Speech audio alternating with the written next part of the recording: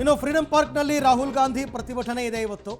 So ಹಾಗಾಗಿ ಪ್ರತಿಭಟನೆಯಲ್ಲಿ ಸಾವಿರಾರು ಜನ ಭಾಗಿಯಾಗುವಂತಹ ಸಾಧ್ಯತೆ ಇದೆ. ಸಹಜವಾಗಿ ಆಗ್ತಾರೆ.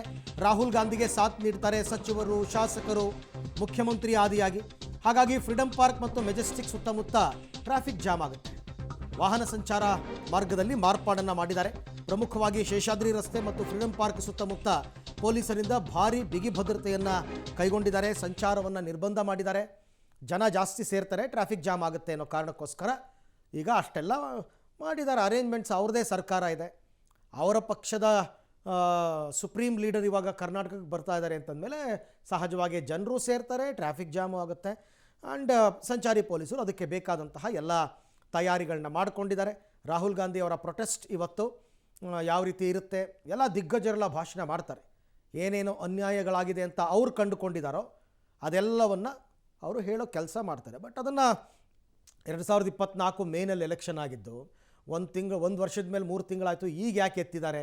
ಆಗಲೇ ಕಂಪ್ಲೇಂಟ್ ಕೊಡಬೇಕಾಗಿತ್ತು ಅಂತೆಲ್ಲ. ಬಟ್ ಅವ್ರಿಗೆ ರಿಸರ್ಚ್ ಮಾಡೋದಕ್ಕೆ ಟೈಮ್ ಬೇಕಾಗಿತ್ತೋ ಏನೋ, ಹಾಗಾಗಿ ಟೈಮ್ ಆಗಿದೆ.